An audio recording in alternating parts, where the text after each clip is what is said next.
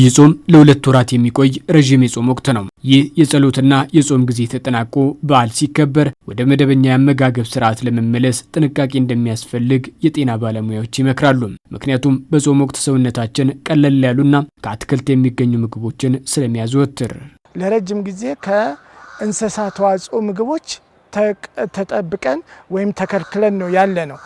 ስለዚህ በአፈጫጭ ስርዓት ውስጥም እነዚህ ቀለል ያሉ ምግቦች ለሰውነታችን ተስማሚ ናቸው።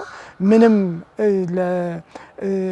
በሚፈጭበትም ጊዜ በተለያዩ ለሰውነታችን ጥቅም እስኪደርሱበት ጊዜ ምንም አይነት የመፈጨት ችግር የመሳሰሉ ነገር አያጋጥመንም። ከጾም በኋላ በድንገት ከፍተኛ ቅባትና ፕሮቲን ያላቸውን ምግቦች መውሰድ ለከፍተኛ የጤና እክል ሊዳርግ ይችላል። በተለይም የምግብ መፈጨት ስርዓት ላይ ጫና በመፍጠር ድንገተኛ መታወክን ያስከትላል።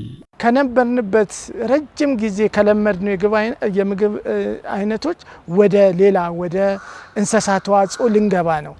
ስለዚህ የዛን በምናደርግበት ጊዜ በጣም መጠንቀቅ አለብን።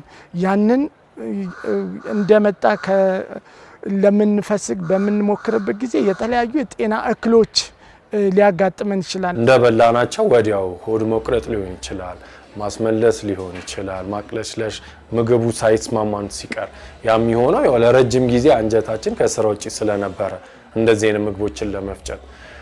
ሌላ ደግሞ ቃር የምንለው ይሄ አሁን ብዙም ልብ የማንለው ግን በጣም ዲስኮምፈርት የሚሰጥ ህመም ነው። ይሄም የሚከሰተው ምንድነው? እነዚህ ምግቦች ጨጓራችን መፍጨት ሳይችል ሲቀር ምን ያደርጋል? ጨጓራችን ውስጥ ያለው ውህድ ምግብ መፈጨት የጀመረው ወደ ጉሮሯችን ተመልሶ ይመጣል። ጨጓራችን ውስጥ ደግሞ በጣም አሲዲክ የሆነ ኢንቫይሮንመንት ያለው ምግብን ለመፍጨት የሚረዳን ማለት ነው።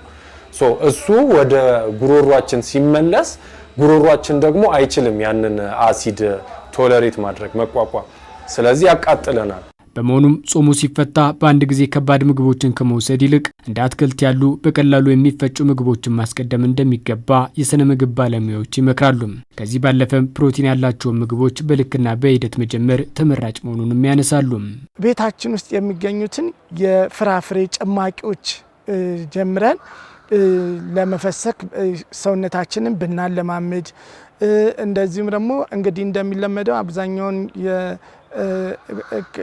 ጾም ከተያዘ በኋላ ለመፈሰክ ሲባል ቀለል ያሉ ምግቦችን እንደ ሾርባ ያሉ ከአትክልት የምናገኛቸው ሾርባዎች በቀላሉ ለሰውነታችን የሚፈጩ ስለሆኑ ምንም አይነት ስጋት አይፈጥሩብንም። የመጀመሪያ ምግባችን እንደዚህ ከባባድ ቅባት ያላቸው ከባባድ ፕሮቲን ያላቸው ምግቦች ባይሆኑ ለስለስ ካሉ ነገሮች ብንጀምር፣ ከፍትፍት መጀመር እንችላለን። ቅቅል አሁን የስጋ ፍትፍት በቅቅል ተሰርቶ ቅባቱ ሳይበዛበት ቀስ እያልን ማላመድ እንችላለን።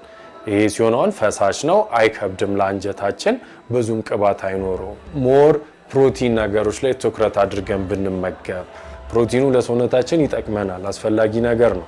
የአካል ብቃት እንቅስቃሴያችንን እየሰራን ፕሮቲን ምግቦች ላይ ትኩረት አድርገን ቅድሚያ ለነሱ ሰጥተን ብንመገብ አንደኛ የጥጋብ ስሜት እንዲሰማን ያደርጉናል፣ ከልክ በላይ እንዳንመገብ ያደርጉናል። በዓሉን በጤናማ ሁኔታ ለማክበር በአመጋገብ ላይ ጥንቃቄ ማድረግ ወሳኝ መሆኑንም ባለሙያዎቹ ያሳስባሉ።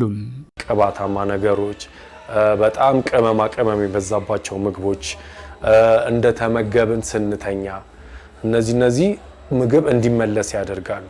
ስለዚህ እነዚህ ነገሮች በተቻለ መጠን ለመቀነስ መሞከር፣ ግን አትሊስት እንደተመገብን አሁን ከምግብ በኋላ እንግዲህ እንቅልፍ ይላል ባንተኛ፣ ምንተኛም ከሆነ ከወገባችን በላይ ከፍ ብለን ኤሌቬት ትራስ ደራርበን አድርገን መሆን አለበት። በግራ ሳይድ ቢሆን ደግሞ ሞር ጥሩ ነው፣ የተሻለ ነው። ከተለያዩ የአትክልት ውጤቶችም እንደዚሁም ደግሞ የፍራፍሬ ውጤቶችም አድርገን መመገብ፣ ግን በተለይ ፖርሽናችንን ወይም መጠኑን ግን በጣም አናሳ አድርገን ሰውነታችንን ማለማመድ። ከበዓል በኋላም ቢሆን ዘላቂ ጤናን ለመጠበቅ የአመጋገብ ስርዓትን ማስተካከልና የአካል ብቃት እንቅስቃሴን የዘወትር ተግባር ማድረግ እንደሚገባ ምክር ሀሳባቸውን አቅርበዋል።